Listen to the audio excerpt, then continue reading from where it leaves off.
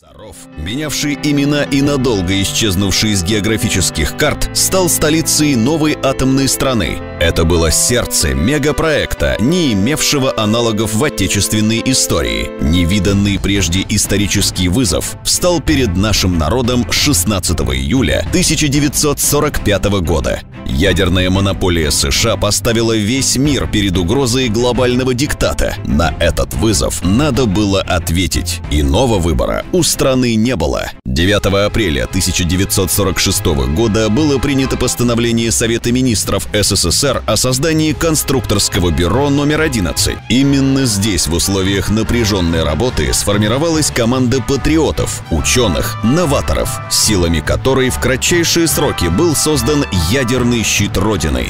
29 августа 1949 года на Семипалатинском полигоне можно было воочию убедиться, что ученые и инженеры шли правильным путем.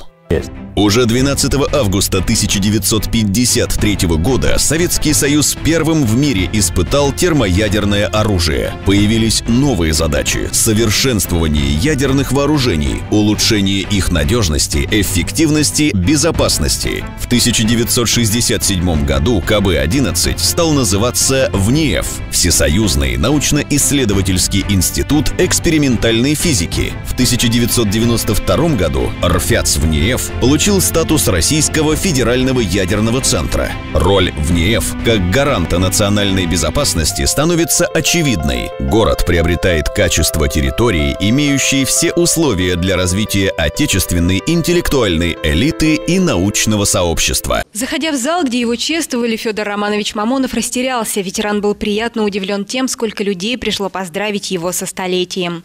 Как взглянул, сколько же людей позаботились с таким другом, как я.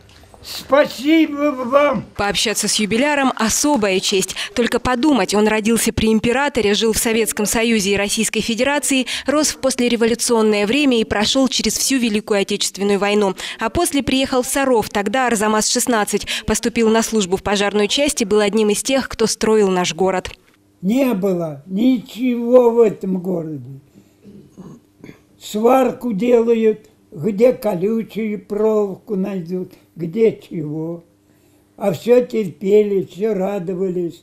Если объяснять все, рассказывать все, как прожили мы, как тяжело было, но все-таки крепились. В 100-й день рождения юбиляра поздравления и пожелания здоровья долетают до Сарова со всей страны. От руководителей МЧС всех уровней. Правительственная телеграмма, почетный знак МЧС России, нагрудный знак «Почетный ветеран МЧС России». Также Федора Романовича поздравили первые лица города. И каждый, наверное, желает, чтобы вот этот рубеж достичь. Я думаю, что и другие будут брать пример с Федора Романовича и стремиться к этой дате.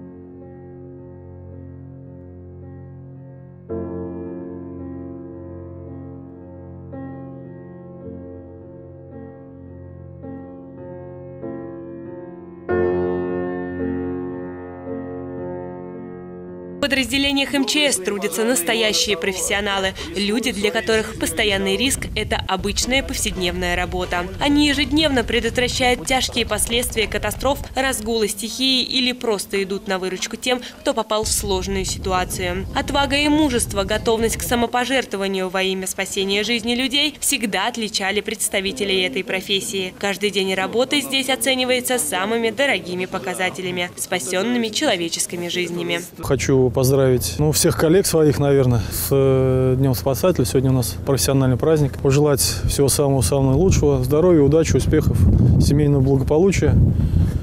И огня только в уютном семейном очаге.